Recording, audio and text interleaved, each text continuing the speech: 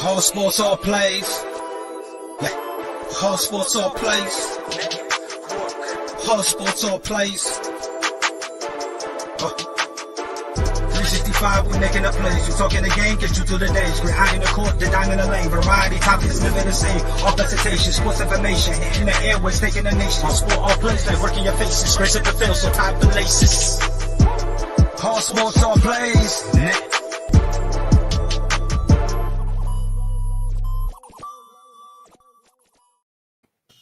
Hey, how's everybody doing? Welcome back to another episode of Real.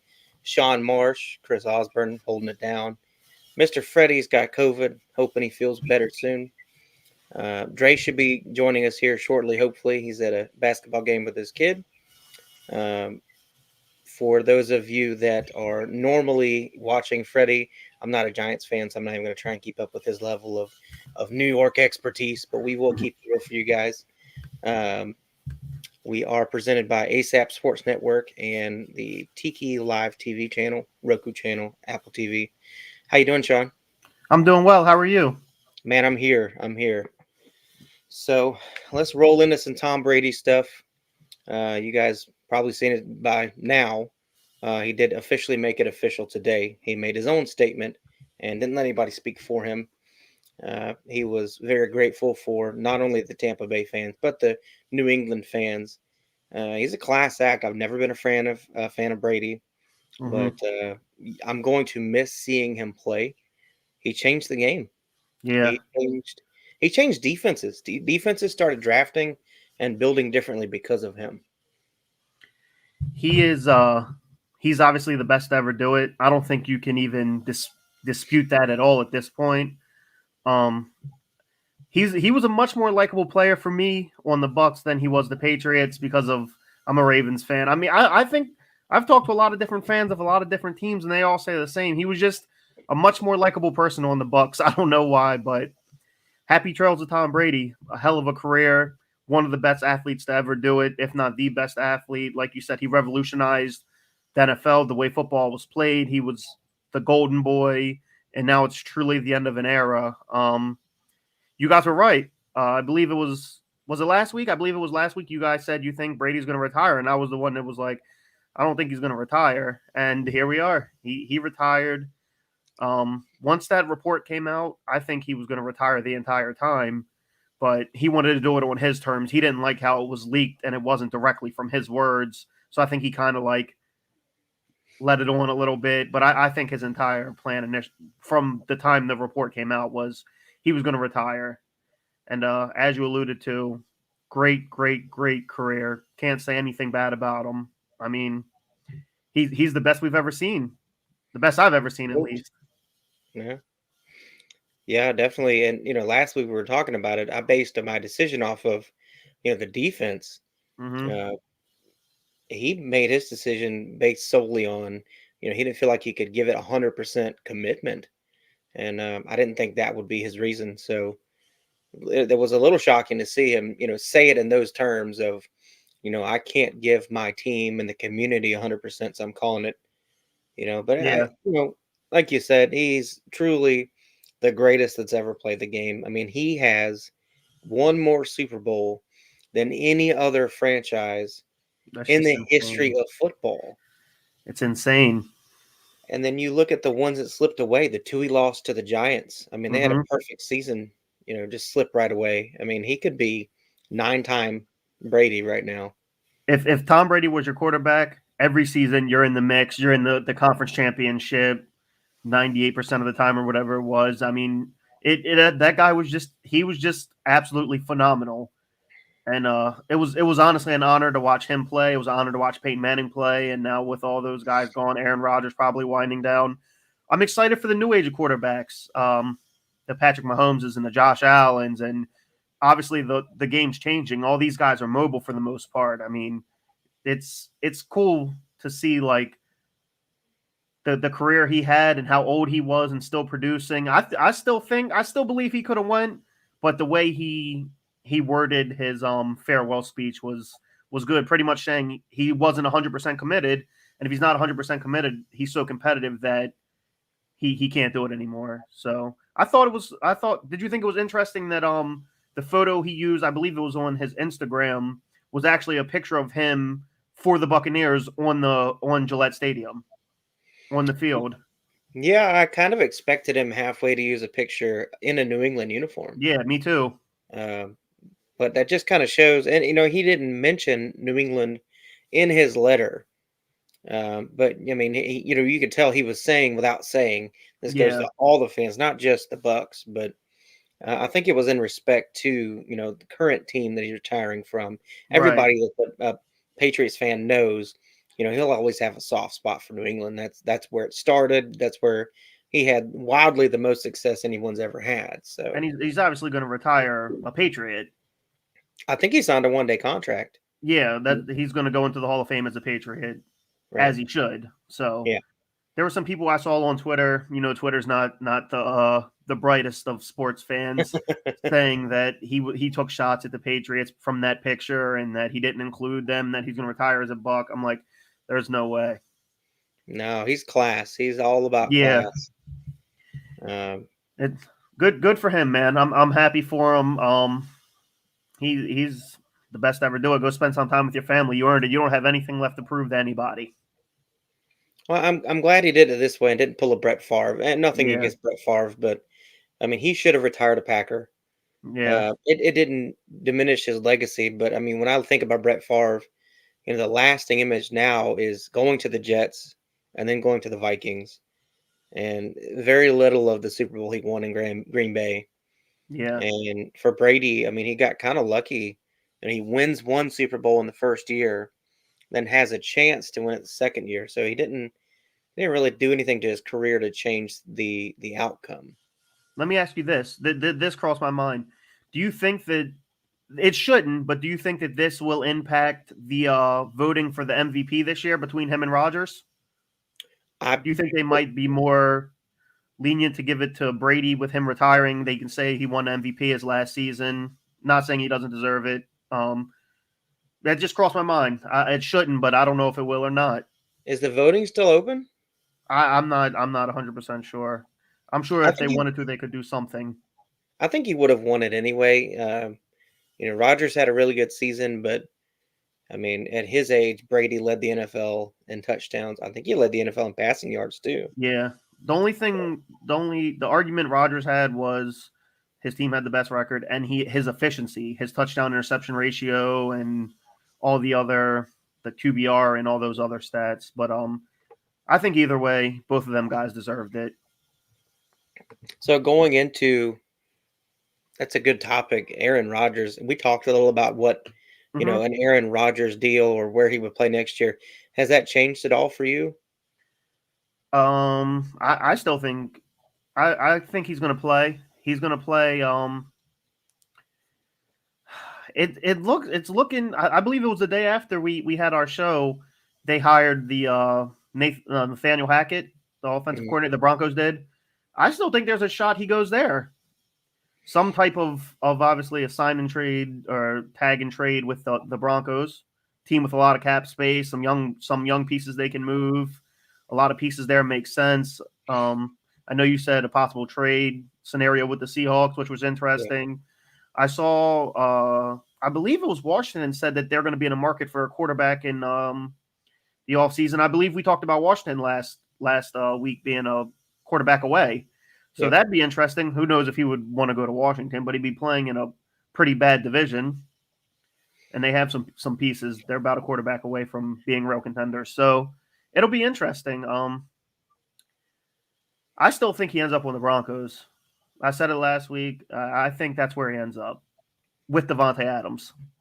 I said last year that Rodgers should go to the Saints. Mm-hmm. They're a quarterback away. There's no way they can get him this year. I mean, you look at their cap and they're $76 million in the hole. And I've gone through their salaries. There's literally 3 players that they can cut or trade and not end up with at least $10 million in cap penalties or dead cap. I mean, their roster, this is why Sean Payton stepped away. I agree. It's a mess. Who are those players? Do you remember? They can cut Bradley Roby. He's a $10 million contract that would come off the books. Yeah, he's got to be gone. Yep, and then they can save a few million by restructuring Michael Thomas. But the thing that I talked to somebody about this, the way his contract is, if they do anything except restructure his deal because of the guaranteed money, they're only going to free up $2 million. And his cap hit is 24.7 mil. Oh my Lord. So if they cut him, they still owe, because it's guaranteed money, they'd have 22 mil of dead cap space, and it doesn't help them. The only option they have, what they said that they think they can do is they can restructure his deal and give him the guaranteed money later spread out. Whereas this year and last year, that's basically 53 million, I believe is what I read. They could spread that out instead of giving it all up front. And then they could get him down into the 5 to 7 mil cap space room. Because right now, with Marshawn Latimer's contract, they're owing that guy I think it's $27 million this year. My God. That's over 12% of their entire salary. So what? I don't even know what they can do. That's my friend Rodney there. He's a big Saints fan. He was asking me earlier this week. He was like, I don't know what we can do. They still need a quarterback. They obviously need a head coach, and like you said, that's the reason. I believe that's a huge part of why Sean Payton stepped away, is because he doesn't need to be part of that. He's already proved everything. You really can't give up Lattimore. His deal is going to hurt you the same. You'd have dead cap for years. Sorry to interrupt you. What about like Cameron Jordan? Or do they save any money by trying to restructure him, or any of these older vets that they can try to maybe trade or maybe cut? They have to do something, because I'm going to pull it up right now, because it was let's see. Yeah, if they did anything at all, whether it's trade or cut Lattimore, his salary that's 27.5 mil would be a dead cap of $40 million this season. So they would actually hurt themselves by $13 million. And that's insane. I wouldn't cut him anyway. He's like he's a monster. But well, Cam Jordan, they'd only save $2 million as well. So there's so many players that the penalty would outweigh. Alvin Kamara, $14.5 million. If they cut him, $20.5 million dead cap. They're losing money. And when I say there's very few people, Bradley Roby and Mark Ingram. Mark Ingram's only $2.5 million. You're not getting anything out of that. So I think the only thing they can really do, and I wondered this with Michael Thomas missing so much time, could they go to the NFL and say, look, what can we do about this guy's deal? I don't think he has a legitimate injury for missing that much time. There was a question of whether he was really even injured last year. Can they go to the NFL and say, look, this is against our books. How do we fix this? They're going to have to file a grievance. I'm not super into like super efficient with the cap space or how it works, but I don't know what they can really do to like cover that 70 plus million that they have. Is that with the cap space increasing this offseason? It's 76 mil with next year's cap, and their draft picks would still have to be signed. And I believe the NFL would allow them to sign draft picks, but they will not be allowed to sign anybody from free agency. All free agents that are not signed are there. They're free. They can't be re-signed. Maybe they'll just have to take a penalty, and maybe a loss of draft picks. Didn't that happen to a team a couple years ago? I don't know that they can even play a game over the salary cap. I don't think the NFL allows it. Really? Yeah. I think they have to be under the cap. What is it how much is the cap hit for usually for like your draft class? What is like 5 to 7 million, right? Something in that range? If you have the number 1 overall pick, you're looking at close to 10 mil for all 7 picks, because the first pick's usually 4.5 mil. Right. Round 2, if you have the first pick again, it's I believe it's 2.5 mil, and then it tapers off. But it just depends on how many picks you have. They have pick 18, like Rodney said. So That's still a decent amount they'd have to pay. And with this roster, their best bet is to actually to trade back and get more day 2 and day 3 picks.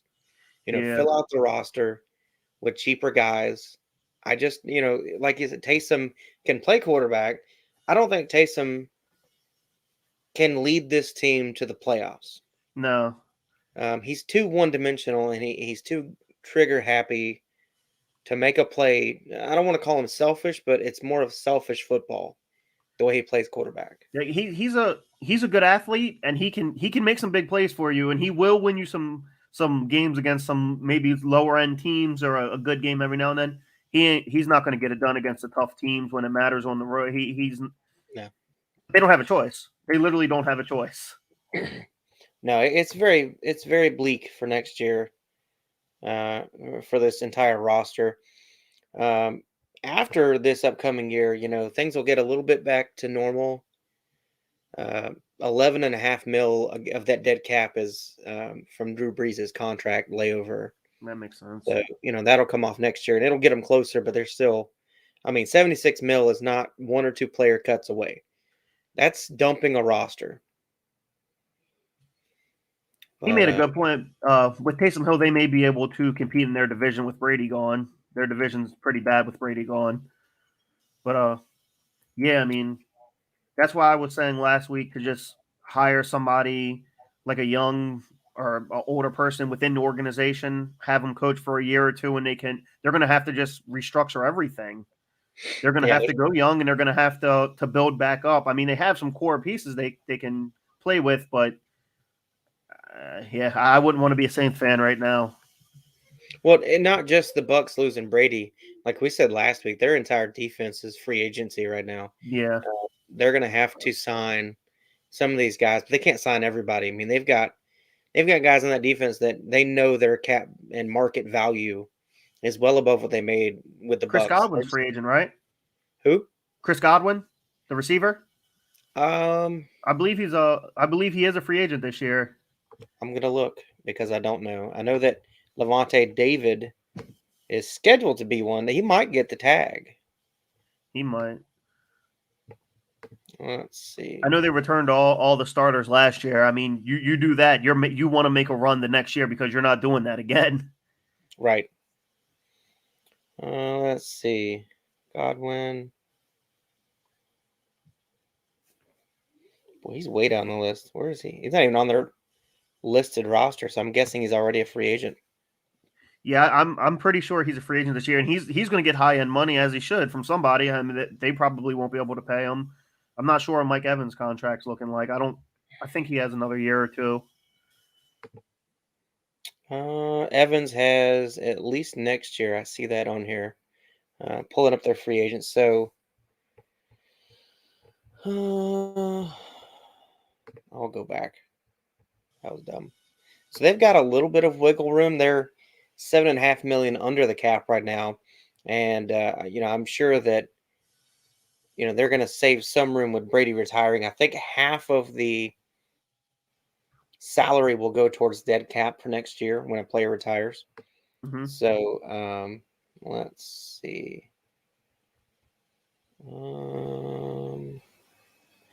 It doesn't. Contract details. Yeah, he was on a 1-year contract, so he is a free agent. He made 15.5, almost 16 mil last year. You're talking about Godwin, right? Yeah, Godwin. One of the comments said he won't be paid that much coming off an injury. Maybe to an extent, but there are teams that are going to have an insane amount of cap room that are going to pay him because they have to spend some cap money. The Jets, Jaguars, teams like that, they have a ton of cap, so they'll outbid people if they have to. He'll get something nice. He'll get something nice. Yeah, somebody will take him. Freddie, sorry you couldn't be here too, man. We're lost without basketball talk. I can't help you with that basketball stuff, but you'll be back. Hope you feel better, man. You and the family. Yeah, I don't think he goes out and signs the same deal. But there's going to be a team that does take a chance. I could see possibly I don't want to say in division, but the Falcons could use another big name receiver. They've got Kyle Pitts. They've got Calvin Ridley. I don't think Calvin Ridley's going to be back there. I don't think he wants No? to play there. See, I didn't I know think a that. lot of the reason why he wanted to step away is because, I mean, obviously for his mental health, but also doesn't help that the team was just completely in disarray and garbage. And I believe that they said they're opening up trade options for Calvin Ridley. They're going to have to do something with Matt Ryan eventually too, because Yeah, he's had a getting good towards the end of his season, but career. he's done. Yeah. He's a decent player. I mean, he can go to a team that's maybe a decent quarterback away from competing like Washington or something. But with the Falcons, he's not. He can't do anything there. He's just wasting the end of his career and their time. Well, that's why Julio wanted out. He wanted to go somebody with a strong arm, so he went to the one person in the league that can't throw any further than Matt Ryan at this point. I don't get it, man. All right, so looking at our little venue here, conference games from last weekend. You want to open up AFC? What did you see in that title game? That was like, because that was a really good game. Yeah, it was a back and forth, but lead it off there. I saw what I didn't think I would see. I saw the Bengals just continuously prove me wrong. I may have some purple glasses on when I do my picks every weekend, but the Bengals just keep proving me wrong week in, week out. The scariest part is they haven't played their A game at all this playoffs, and they're still getting it done by the means they have to.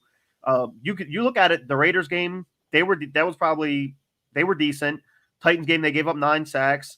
Chiefs game, I mean, they weren't anything special. They've been a better team than they've shown these 3 playoff games, but they're finding ways to get it done. And this is what we see happen when these type of lower seeded teams go on runs like this. They need that type of stuff to happen, and we see it all the time. The thing I don't like, Joe Burrow is just constantly getting it done. He's getting all the credit, but the defense is the one who did the job, especially in the second half. It's still, in my opinion, the best quarterback in the league. Yeah, they held in my opinion, the best quarterback in the league to 3 points in the second half. A horrible quarterback rating.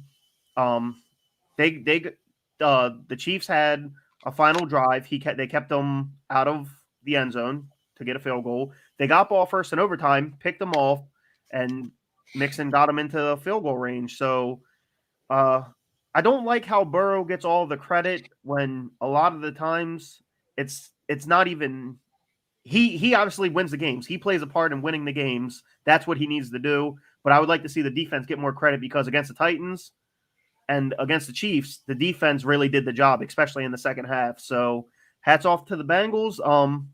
The offensive line played well. I don't think any of us saw that coming. They had more sacks than the Chiefs. I believe the Chiefs had 1 sack. Mm-hmm. Chris Jones was kind of wreaking havoc a little bit, especially against the run, but he just wasn't getting home. Joe Burrow was making it happen with his legs.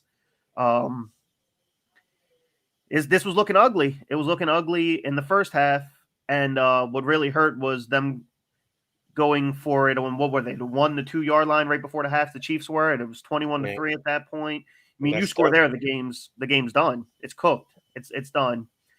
So to me, you got to take that field goal. Patrick Mahomes made a bad decision. I don't know if he thought that he had a timeout. I saw him calling timeout there. Maybe he was just playing dumb. Bad decision. Hats off to the Bengals for fighting back, being down against the Chiefs and Arrowhead, underdogs. I think we're in for a good Super Bowl matchup that we'll get to later. What's your thoughts on it? I think Mahomes, for all the credit that he gets, he played bad. That was a bad second half for him. When you have that much time in the pocket and you still have the ball in your hand, that's on you. You know, when you make maneuvers to keep a play alive and still don't find anybody 7 seconds into a play, that's on you. And, you know, when they lost, what was it, 18 yards on that one play, I mean, that's on him. And he fumbled. He never should have been more than 8 yards behind the line of scrimmage. Quarterbacks do not go back that far. So, you know, like I said, he's got, even with Brady, you know, leaving the game now, and the focus is supposed to be shifting from the Brady era, it's supposed to be the Mahomes era. You know, I see quarterbacks around the league that will say not so fast. And we're going to see. I think Josh Allen is coming into his own. But give Joe Burrow some time. I think he'll have a little to say about that. Like you said, Joe Mixon played well. They give credit to Joe Burrow, but that was a complete team effort. This game, X's and O's wise, for all the talent that they had, their bread and butter was still just going to Travis Kelce. I mean, late in the game, why wasn't Tyreek Hill open? Why wasn't McCole Hardman open? These guys have spent all season being open. Like, what happened? What kind of play calling happened to where you couldn't get your 2-star receivers open? I put that on Eric Bieniemy. It's a job to call plays to get these guys in space. And it's not like the Bengals played some crazy scheme they haven't seen all year. They played soft cover 2. And when they weren't playing soft cover 2, they played cover 3. It wasn't a mystery.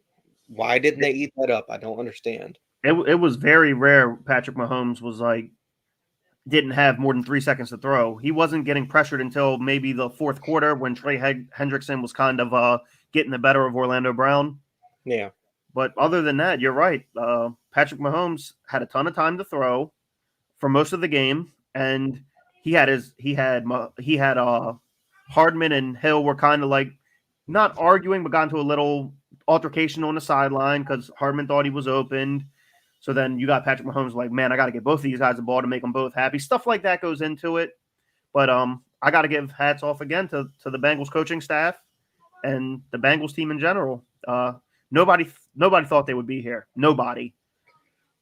You might have people that put on some petty bets in the beginning of the season, being funny, trying to make some money. But the beginning of the season, if somebody told you it would be the Bengals in the AFC, representing the AFC in the Super Bowl, you would say absolutely no shot in hell that happens. Yeah. We almost ended up with a 6 versus 7 seed in the Super Bowl. That would have been crazy. And speaking of the 6 seed and 7 seed, talking about the NFC, that was a crazy game. But I am going to say, as much as I picked the Rams preseason, I said Rams or Cardinals Super Bowl representing the NFC. I felt it. Cardinals fell apart. Probably week 8 or week 9, they started to show their weaknesses. The Rams went through a slump and then came back strong. And they look like a Super Bowl team. Their defense played amazing. I mean, they gave up some plays they shouldn't have, but for all the double teams that they put on Aaron Donald, he still found a way to get home. Jalen Ramsey did, I thought, a really good job on Deebo Samuel. Deebo's going to get some yards. That's who Deebo is. He did the same thing in South Carolina. I mean, he's a stick of dynamite, period. I think a turning point for the Rams in that game, though, when the receivers were dropping open passes that should have been touchdowns, they showed Matthew Stafford at one point. He literally had his finger pointed at somebody, and I'm pretty sure it was Odell Beckham. And I'm pretty sure he was telling him, you have to be open. These guys are dropping passes. I need you to be open. And it seemed like after that, those last 2 drives, Odell Beckham was open. Yeah, so what like you said, it was a good game. I mean, I expected it to be a good game. These teams are very familiar with each other. What was it? The Niners had won 6 in a row against the Rams or whatever that was. Yeah, I mean, Kupp and Odell, they did the job. I believe Kupp had 11 catches, Odell had 9. Both had over 100 yards. Kupp had 2 touchdowns. That guy is he's just insanely good. And it came down to the Rams did an amazing job at stopping the run. And you stop the run and you make Jimmy G beat you in the clutch time, he couldn't do it. He folded pretty bad under pressure. I mean, hats off to Jimmy G, though. People hate on him. He wins. He wins games. I mean, he's now been in the NFC Championship twice, lost one, won one. He's been in the Super Bowl, obviously. He can get you to where you need to go, but he's not going to win the game for you. So he's a solid quarterback, maybe for a team that has like a bunch of weapons and needs like a game manager type. But I'm really happy for Matthew Stafford. He was in the purgatory for 10 years of his career. Okay. He was in hell for 10 years, and he comes to the Rams and he gets it done. And I'm really happy for Matt Stafford. I mean, you can't really say anything bad about Matt Stafford. I honestly saw a video with Cooper Kupp and Robert Woods. I completely forgot Robert Woods was on that team. So it'll be interesting to see what they do with Odell after the season, because I believe it was just like pretty much a rental, correct? He's He's on a a free 1 year. agent. He's on a 1 year deal. I mean, based on the success he's had with Stafford, I don't think he goes anywhere. I think he'd probably take a pay cut. I mean, he's seen where the big money takes him, Mm-hmm. and it didn't work out for the Giants. It didn't work out for the Browns. Those guys didn't have quarterbacks to make Odell look like LSU Odell Beckham. So I think he stays. Robert Woods will be back next year. Mm-hmm. So it'll be an interesting lineup. They'll have really 3 all-pro receivers. And Tyler Higbee's nothing to shake a stick at. He's a pretty good tight end. Mm-hmm. 86 Blanton. I don't even know where he came from, but he was clutch. Shouldn't for even the have been Rams. playing. He wouldn't have been playing if it wasn't for injury at all. That's right. So, and you're right. He made plays. I think we have an interesting Super Bowl matchup. I've said every week. I think I've came on here. I've said I love Sean McVay. I really like him. He's probably my favorite coach. So I'm gonna. Do you want to do your Super Bowl picks now? Are we good to do that? let's roll into it. Okay. Oh man, I keep know going back and forth.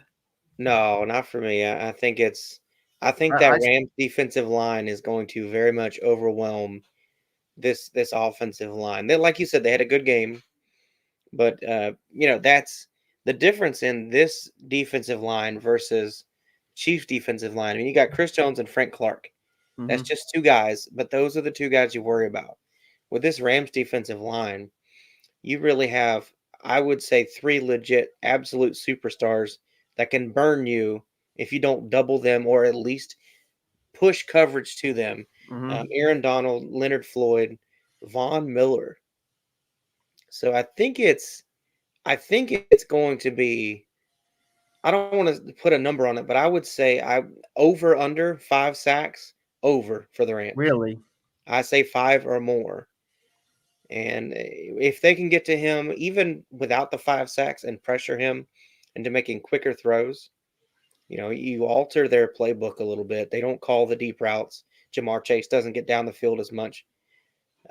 You change their entire game plan. I have the Rams winning 24-10. Really?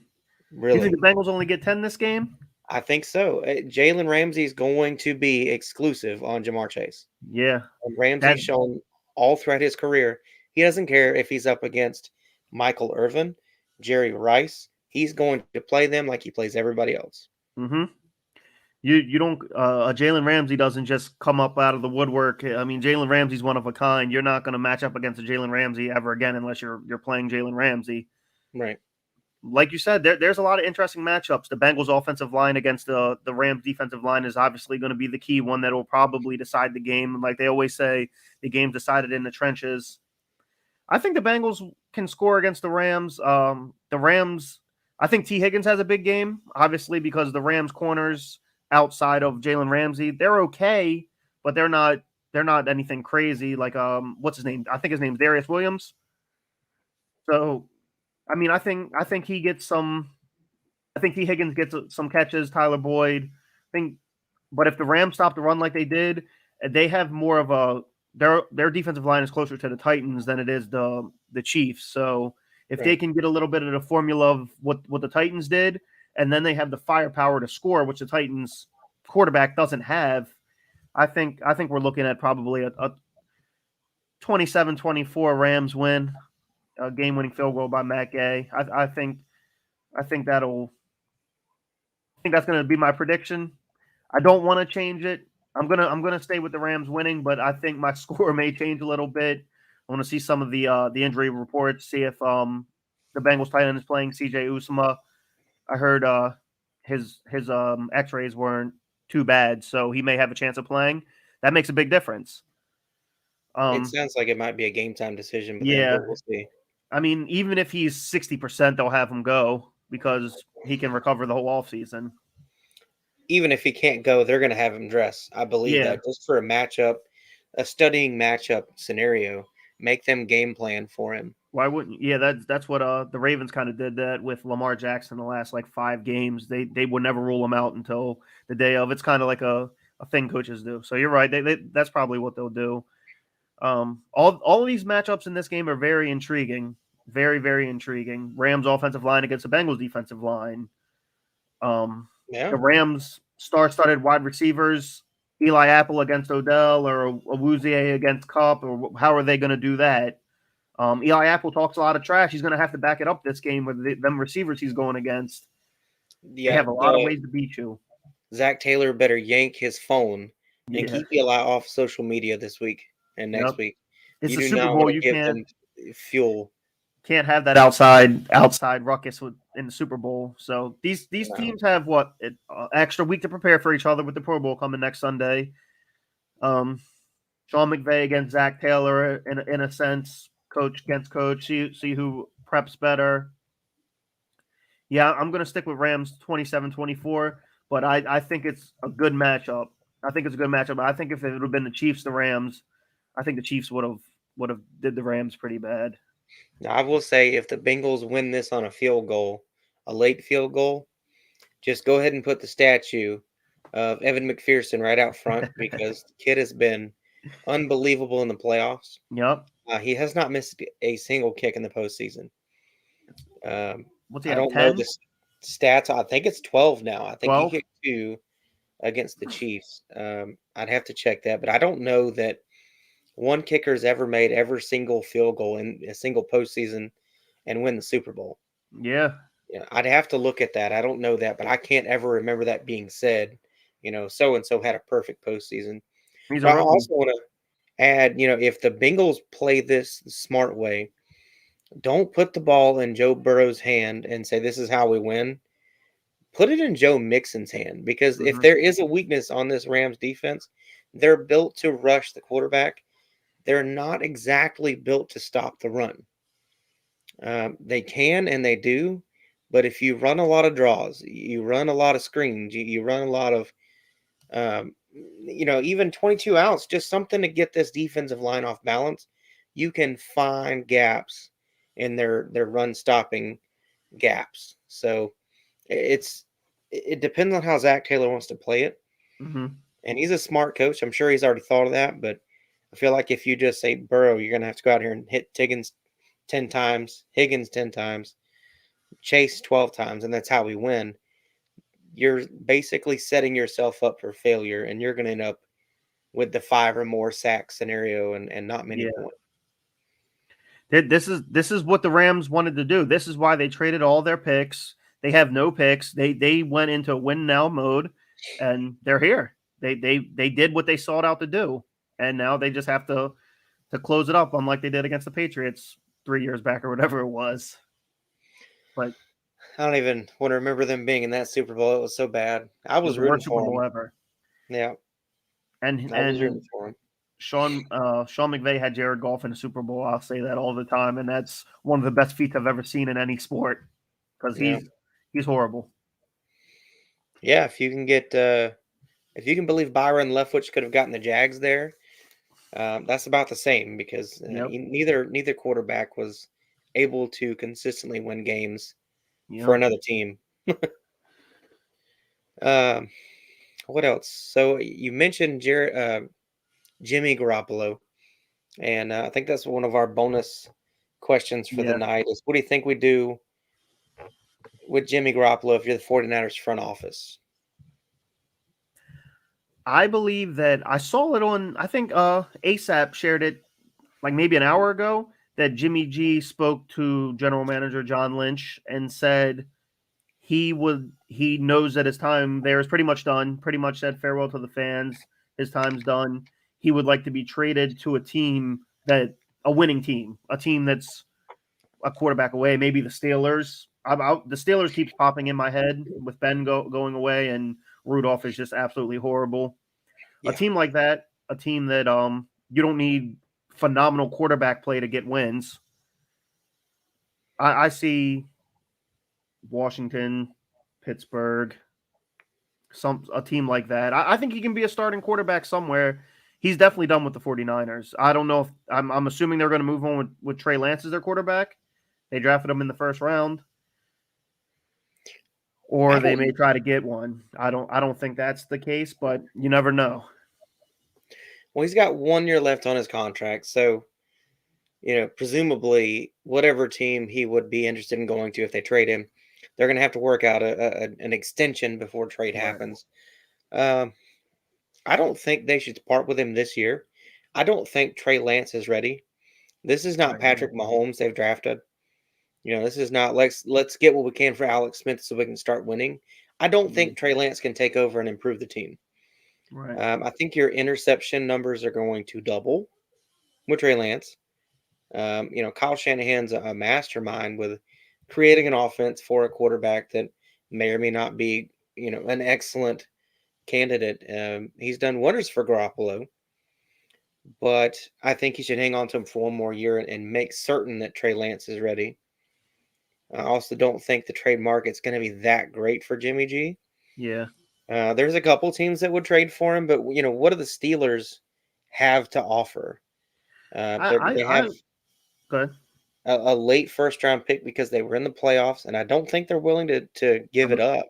I'm not giving a first-round pick for Jimmy G. Maybe a third. How much do they save? Do they save a lot of money by cutting him? Because I saw he pretty much was saying his time is done there. Cutting him is or parting ways. They traded first-round picks for him, I believe. I would not cut him. They would free up $25.5 million. His dead cap would be $1.4 million. See, that's probably what it is. That's a lot. Yeah. But I mean, if you trade him, it's the same thing. They would still free up all that money. And he's by far, their biggest contract. But they're not necessarily in cap trouble. I mean, they've got $5.5 million projected for next year, and they've got contracts that are expendable. This is nothing like the Saints situation. Right. I would bet on them trading him way before. And if they can't find a trade partner, he sits on my bench if you're really just that adamant that it's Trey Lance, because cutting him and letting him go to another team of his choice could be a very poisonous situation.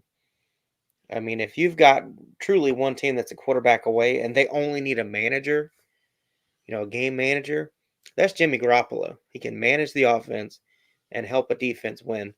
And if Aaron Rodgers doesn't go to the Broncos, that's the team that pops up to me. Mm-hmm. If he's a free agent, he goes to Denver.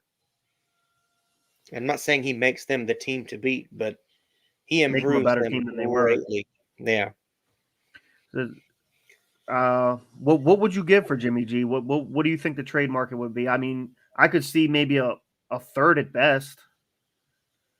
Well, it's hard to say because you judge a quarterback by what he can do in the playoffs, and his playoff numbers were actually pretty good. He didn't commit a crazy amount of turnovers. They lost.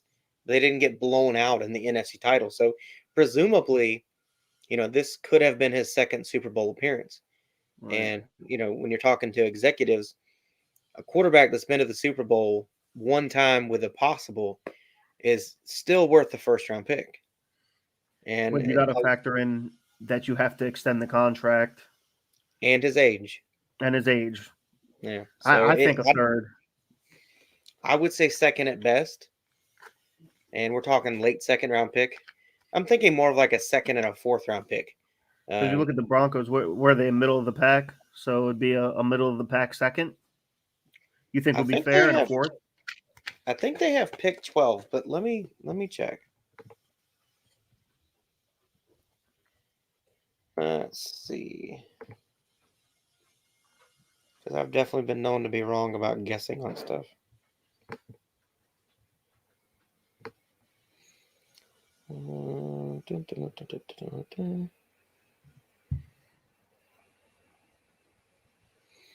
They have pick 9. They have pick 9. 9. Okay. It's higher than I thought. Yeah, Me I'm too. offering a third. Yeah. Because he's probably not, like you said, he's not going to sling the ball and win the game for you, but a lot of times he's probably not going to lose the game for you either. And the Broncos run the ball and play defense. They're pretty similar to a knockoff version of the 49ers, and they have a nice young running back in Javonte Williams. They have a good defense. That's probably their strong suit. So, yeah, if Jerry if Jeudy. the Broncos don't get somebody higher caliber than Jimmy G is definitely an upgrade from what they have, Drew Lock and Teddy Bridgewater. Well, that's kind of when I think of Russell Wilson wanting to move on and Aaron Rodgers wanting, but that's kind of where I got the idea of Russell Wilson and a first-round pick for Aaron Rodgers. That gives both teams a quarterback that they can still work with. They don't have to turn over their roster in the next 2 or 3 years. They can keep winning now. But if you take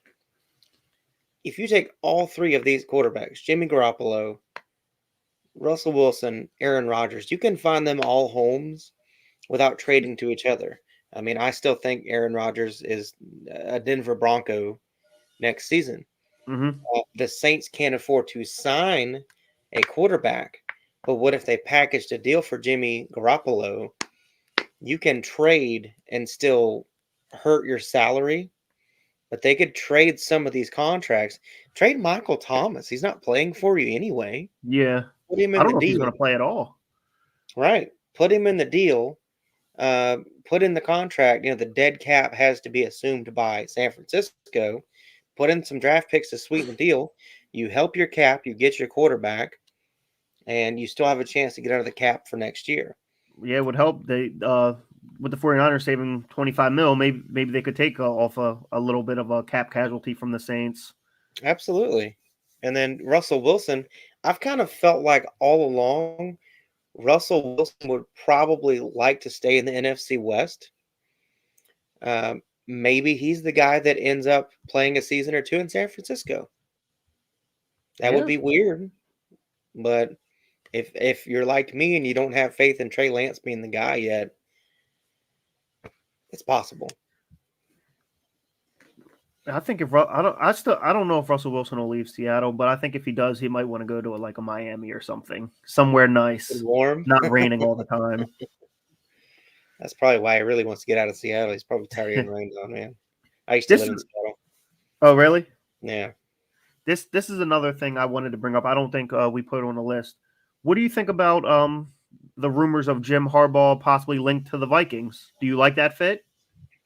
I actually like him with the Saints. But the Vikings is a good spot too. Ultimately, I really thought the Bears were going to be a prime position for Jim Harbaugh. His NFL playing career, he was when he was a Colt, and he was actually I think he only played for the Colts. I'll have to look into that, but I could see him fitting a few teams. The thing with Jim Harbaugh, when he was at San Francisco, that no-nonsense mentality works to an extent. These guys get paid millions and millions of dollars to play football. This is not the same as college where you're going to these kids' houses and selling them on you. Right. It's the opposite. They need to be sold that you can sell them, whether it's this year or next year. These guys are money-oriented. And it's not all about money, but nobody's going to sign a contract for a coach or a team that may not use them correctly when they know they can go down the street and make the same amount and be superstars. Right. So can he find a team that's willing to accept him and he can accept the team? If I'm Harbaugh, I'm not leaving Michigan to go into that mess in New Orleans. He hasn't made in Michigan. Now, I didn't think there was any shot that he left Michigan until he took an interview with the Vikings, right? And I feel like now that's opened the door a little more. I know they requested. I'm not sure if they did the interview. Have they done do you know that? I'm not 100% sure, but I thought I read something that said Well, first of all, they say him and what's his name from the Dolphins, Stephen Ross. Yeah. I think that's his name. They said they have a lot of ties. Like he loves Jim Harbaugh, and they people are speculating that they were waiting because he didn't want to be the reason why Jim Harbaugh left Michigan. But now, if he takes an interview somewhere else, it was obvious that he was already 1 foot out of the door. So he's been linked to Miami now as well. Now, of course, this is all Oh, speculation. this is breaking news. Jim Harbaugh will become Vikings' next coach. Oh, really? It's Sports Illustrated and Pro Football Talk. Look at the timing. Michigan head so coach Jim Harbaugh to sign with Minnesota Vikings. here we are. I mean, I like Jim Harbaugh. I mean, obviously there's some ties because I'm a Ravens fan. And I like John Harbaugh, so by default, I mean, I kind of feel like Jim Harbaugh is completely opposite coach of John Harbaugh. But I think that's good. Good for him. I mean, he's got some talent. I feel like the Vikings.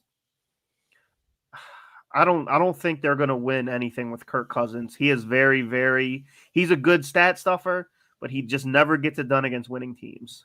So maybe Jim Harbaugh will be the person that can get him over that hump. Because he's a no nonsense type of guy. So that's interesting. Man, that's big. That opens two big doors. So you've got who becomes Michigan's coach actually affects the NFL because the rumor is that Matt Rule would go back to college, leave the Panthers. That opens another seat.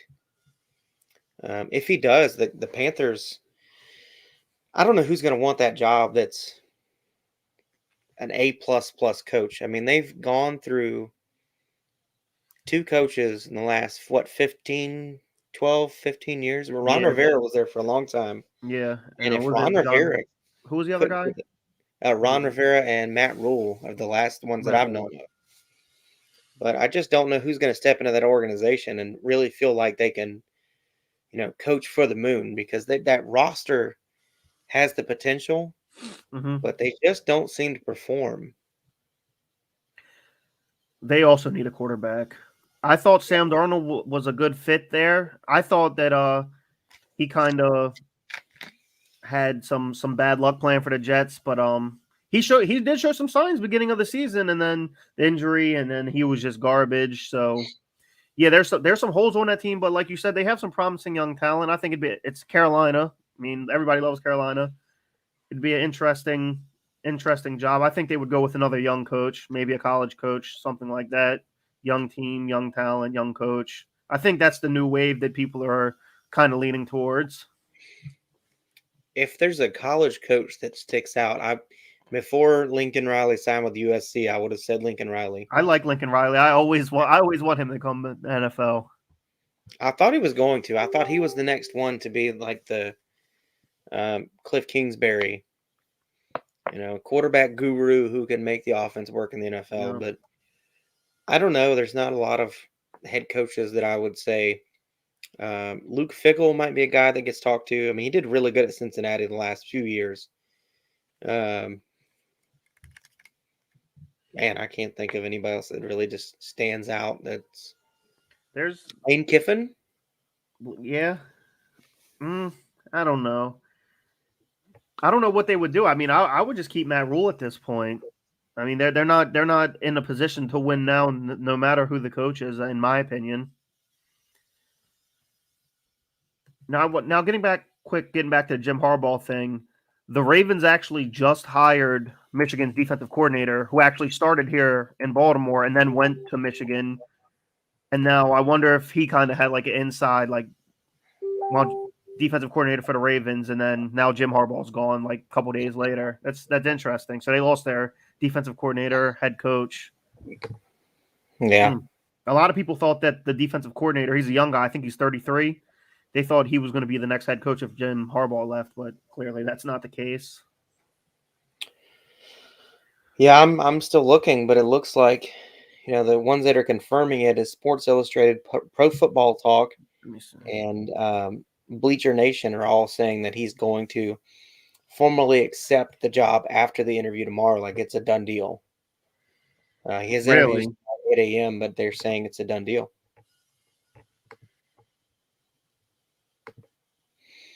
It's a bit of a game changer because, like I said, if Matt Rule is the guy that takes that job, that's another opening. Kellen Moore might be a guy that pops up for that job because I had him as a candidate for the Jaguars head coaching job, which Byron Leftwich ended up with. But, did they ever make that official? What? Byron Leftwich to coach the Jacksonville No, Jaguars? no, they're still not official. I think a lot of the coaches are turned away by the decision making. Now Ian Rappaport tweeted Jim Harbaugh, who heads to Minnesota with confidence that he'll land the job. Time will tell. This was 12 minutes ago. Oh, So wow. I don't. So Sports Illustrated kind of getting out early, huh? Yeah, I don't think that it's necessarily a done deal, but this is from Michigan Wolverines inside senior editor. Jim Harbaugh plans to sign with the Minnesota Vikings. This was an hour ago. That's what I've been reading. I don't know. I guess we'll see tomorrow morning. I Wake guess up they're pretty to much saying as long as the interview isn't a complete shit show, that he'll be signing there. I guess they agreed to all the terms and everything. They just want to meet in person. Probably something along those lines. some kind of formality. Probably Good have to for do him, dude. a job. Good for him. So what was our next topic? We're skipping NBA because honestly, I don't know anything about basketball. It's Freddie's backyard. Let's see. Covered Super Bowl projections. Covered conference championships. I think we got everything except from you wanted to talk about NASCAR a little bit for the upcoming event. I do. So, this Sunday NASCAR returns. We got the Busch Clash Sunday night, 8 a.m. or 8 p.m. Eastern time. So they've taken the USC Stadium, Coliseum. They put a racetrack in the very middle. It is a quarter-mile track, no pit road. I mean, it has all the lookings. You've probably never heard of it. You may have Bowman Gray Stadium, which is at Winston-Salem, North Carolina. It basically mirrors that track. And the racing there, you get 20 cars on this track, and you basically start almost a lap down. I mean, by the time the leaders get to the start-finish line, you're a half a lap back. And this is a winner-take-all race. There's no points. It's all money. I really expect bold driving through people. So is this the first race of its kind? Because I've know a little bit of NASCAR. I've never heard that name. So the Busch Clash has always been in Daytona. They always run it a week before the Daytona 500, and it's basically a smaller version of that race. This is the first time it's ever not been at Daytona. Okay, that's why that makes more sense. Who's the favorites? I don't even know, man. The short track guys tend to be the guys that run the Toyotas, Denny Hamlin, Kyle Busch, but I'm sticking to my Chevy guys. I think somebody from Hendrick is going to win it. What day is that? Is that Sunday? This Sunday, yeah. Okay. Maybe I'll check it out a little bit since the Pro Bowl's on. Watch a little bit of that. I haven't watched a Pro Bowl in like 10 years. The last one I watched was pretty bad, but Yeah. I like to give football a chance as much as I can with it only being one meaningful game left. I was pretty upset when they pulled it from Hawaii. Yeah, I was actually my dad and I were going to go to Hawaii. Like we were starting to make the plans and stuff, and then they announced it wasn't going to be there anymore. Yeah. And I've still never been to Hawaii ever since then, so that kind of sucks. I liked it in Hawaii too. It had a better feel. I don't know why. That stadium is really nice. I've been to the stadium. Oh, really? Yes, I was there for 2 weeks. I was active duty, and we took a boat from San Diego all the way to Pearl Harbor. So while we were there, when the stadium's not being used for football, the concourse that's between the upper and lower level is about 15, 20 feet wide, and they use that as a flea market. And Really? it's all the way around the stadium. I bought a ukulele there. This was in 2006. And I think I still have that ukulele. I paid $150 for it. I didn't care how much it was. Rented out to random people for like a flea Every market weekend. type of thing. Every weekend. There's Was it nothing else full? that goes on there. Was it completely full, like all the way around? Oh, yeah, the whole way around the stadium and tons of Huh. people. That'd be cool to tons see. of That'd be people. interesting. Yeah, I don't know if they still do it. I'm not even sure if the stadium still stands because Hawaii doesn't play there. They play on a different island. Right. I think they play on. No, I'm not even going to speculate because I don't want to be wrong. But I think they play on the next island over, but it's not Oahu. Um, but it was specifically for the Pro Bowl for years, and I don't think it's used at all now. So I was kind of upset when the NFL pulled it from Hawaii, and I just haven't seen one since. Why did that? Did they ever give a reason why? I guess Miami's a bigger market. Basically, I think a lot of it had to do with, I mean, it was about the same time that the Pro Bowl players that were in the Super Bowl were upset that they were expected to be at both, and it was Mm. in Hawaii, so they'd have to go from Hawaii 1 week to practice for the Super Bowl, a few days later. I can So see that being a pretty big disadvantage. That makes sense. I think they factored that in, and now, of course, the Pro Bowl players that are in the Super Bowl aren't expected to be at the Pro Bowl, so Which makes the a complete lot more sense. sense. Can you imagine you're like the best quarterback in the NFL, like you're Tom Brady, and you're at the Pro Bowl, getting ready for the Super Bowl next week, and you break your ankle? Right. Like, what does that do for the sport? It hurts ratings. Like I know they're trying to get ratings for the Pro Bowl, but then you would completely kill all your ratings for the Super Bowl. Nobody watch, and that's where they make their money. I think someone told me they make 30% of their annual revenue just in Super Bowl ads, Super Bowl tickets, and everything. 30%. I can see that. That is insane.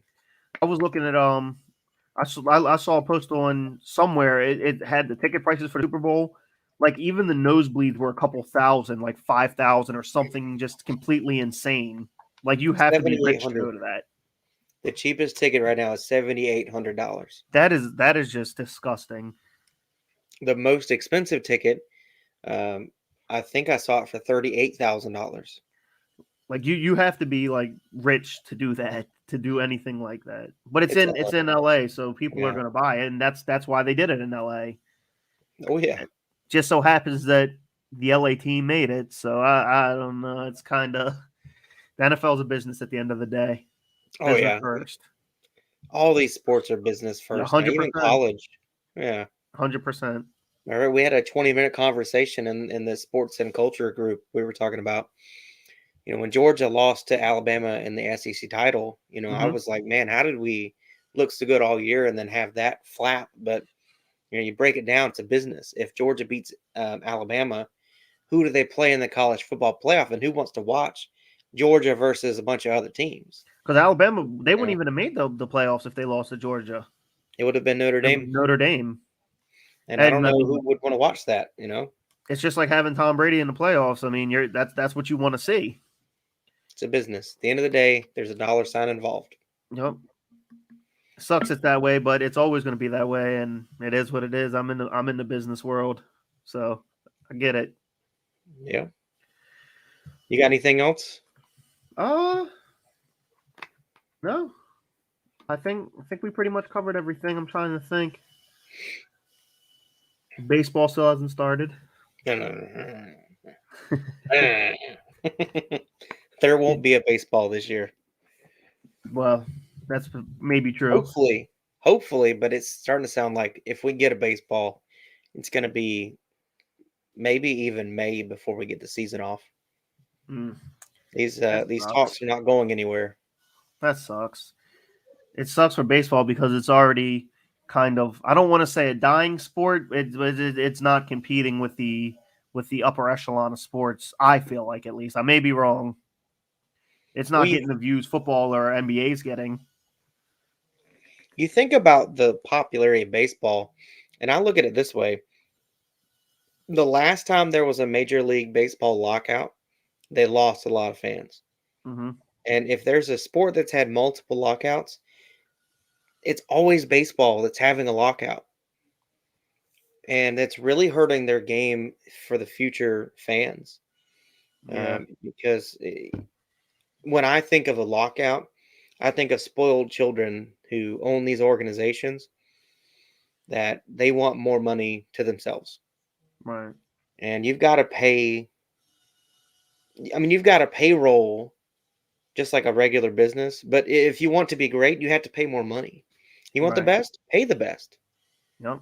And so I hear lockout. I'm thinking, these owners want to find a way for the contracts to not get higher. Meanwhile, the expectations are always going higher. Yep. So I, that's kind I, of where I I see the feel. point. Yeah. And I think another thing that hurt baseball was the whole steroid era thing. Obviously, didn't help their case for viewership or anything. And the fact that with college sports like college football and college basketball, I mean, at least a little bit, that's going to help viewership for the NFL and NBA because you see those players come into the NFL and NBA. With college Yeah. baseball, I don't even know if it's televised. It is, but not on the major sports. I mean, you'll see the college playoffs, on Right. ESPN, but All regular that stuff, season games, no, not all that usually. stuff's going to play a role in it. So sucks. I'm an Orioles fan, so I mean, I can hold off another season. I'm a bandwagoner. I've been a fan of the good teams. I was I started out as a Red Sox fan. I kind of went away from the Red Sox for a while because I'm not glued to baseball like everyone else that is just Hmm. obsessed. And then I became a bit of a Tampa fan when they were, the underdog because I love the Hmm. underdog. And now I'm kind of back to the Red Sox. Win or lose, I think I'm sticking with the Red Sox. I don't. I've been to Fenway a couple of times. I actually liked it there a lot. I was there in 2011. I went up there. Did you go to? You know how I have like a bar like I don't remember if it's in the Green Monster or it's like you can see the Green Monster from inside of the bar. So when I went, it was when the Ravens played the Patriots. It was the AFC Championship game in New England, obviously. Oh, And that was a cool experience. Their fans weren't bad until at the game they were pretty bad. But like we were at a bar and I believe it was like right next to the Green Monster. Like it was I believe it was inside of Fenway. It was like a restaurant bar thing. We had like a Ravens Roost I was with. So that was a cool experience. I liked it there. Like the people on the streets and stuff were nice. When you put on the other team's jersey, they were like spitting at you and off the wall yeah. stuff. Like that stuff was really real that they talk about with the Celtics fans and all that. I didn't even go to the Green Monster, so we were there. I flew up from Mississippi for a friend's birthday, and while I was there, we talked about going to a game. We bought tickets, I guess, the day before, but we sat behind first base. It was a Toronto Maple Leafs or Toronto Blue Jays Blue game, Jays, yeah, and it was a good game. I enjoyed it. Like I said, I'm not big on baseball, but if I'm going to a game, like it's great. right, But it was fun. I got the picture on the wall, and it was memorable for me. They're huge Patriots fans up there, right, huge, huge Red Sox fans, all the way through New Hampshire, even because they don't really have their own sports teams. They're right. Boston, But That makes sense. it was fun though. I've been to a lot of different stadiums in different sports. Like I said, I lived in Seattle, so I went to a Supersonics game when they were still around. I've been to a Seahawks game when they were awful. Uh, been to a bunch of Falcons and Georgia Bulldogs games and Jaguars games. The stadium I've been to that I think is the coolest was Soldier Field in Chicago. I still That's need to go there. do it before they're gone because they're getting rid of it. So They're far, moving. Green Bay was the coolest one, and they were the nicest fans ever. Like it was old school. Like they had bleachers. They didn't have seats. My dad and I and one of my brothers, we we travel to an away game or two each year. So we're trying to hit all the stadiums. Obviously, it's not likely going to happen before some of them get rebuilt or what have you. We've been to Kansas City, Green Bay, Dallas. We saw the new Dallas. We went to Vegas this year. I believe New Orleans is going to be next year. So I've been it's to a it's Saints it's game. cool. Yeah, the What did you say? Superdome's nice. Superdome. Yeah, I've been to New Orleans, but I've never been to the Superdome. I haven't been to a Pelicans game, but I'm about an hour and a half away from New Orleans, so Oh, really? just a matter of time. Yeah, we're right here on the Gulf Coast. I like to see as many stadiums as I can, especially for football because I'm such a big football fan over anything else. I haven't been to many NBA arenas. I'm different. I would rather go see every NASCAR track than a football. Have But you seen them all? no, there's a ton I haven't been to. I've been to Talladega, I've been to Daytona, Charlotte, There's all the other tracks I still need to go to. Yeah. Is that a goal of yours to hit all of them? If there was a sport I was like I have to go see all the venues, it would be NASCAR. Just because NASCAR is like it's the sport that me and my dad have together. He likes football and he watches, but he's Right. not like a diehard fan like I am. So I revert to NASCAR as being our thing. So I'm the it's more same exact important. way, but with football, which is why I'm so attached to football. Like we got matching Ravens tattoos. Like my Oh, dad's that's like my awesome. best friend. So, and then I have a son who's named after my dad and I, with a different middle name, just like my dad and I. So hopefully, I'm hoping to pass that tradition on to him when he's old enough. Right. So that's my connection with football, and that's why I like football so much, and I like to travel and do all this football stuff. And you said your dad worked for Jimmy Johnson? He did work for Jimmy John. Now he owns a bathtub resurfacing company here in Baltimore. You need to tell your dad to hit me up. I love Jimmy Johnson stories. I have I that got show I you. do on Mondays. Yeah, I'd love to have him on the show. Just give us some Jimmy Johnson stuff, man. I got you. I'll talk to him. I'll talk to him for sure. I had fun, man. This was a good show. Yeah. Hopefully Freddie will feel better soon and be back. This probably wasn't the show everybody was expecting because I'm not Freddie. But We're good. We did a good job. I appreciate you coming on. We held it down. Freddie or Dre couldn't make it on tonight. So obviously real life issues come first. Real life things come up. So hopefully Freddie feels better. Keeping it real. Hopefully Freddie feels better. Hopefully Dre's son won his basketball game, and we did a good job. We filled in. I appreciate you again for coming on. Yeah, man. On behalf of, I had a good time. Good. On behalf of ASAP, check them out on the. They've got ASAP. They've got ASAP Plus, YouTube, Twitter, Facebook, obviously, Tiki Live TV, Roku channel, Apple TV. I mean, Freddie and all of y'all's platforms are growing exponentially. I'm really excited to see what 2022 brings. You guys keep in touch. I'll hopefully be around if y'all want me to come on. Even when Freddie's back, just let me know, man. I got you. Appreciate it again, man. Can't thank you enough. Yeah, y'all have a good night. Too. Whole sports all plays. Whole sports all plays. Whole sports all plays.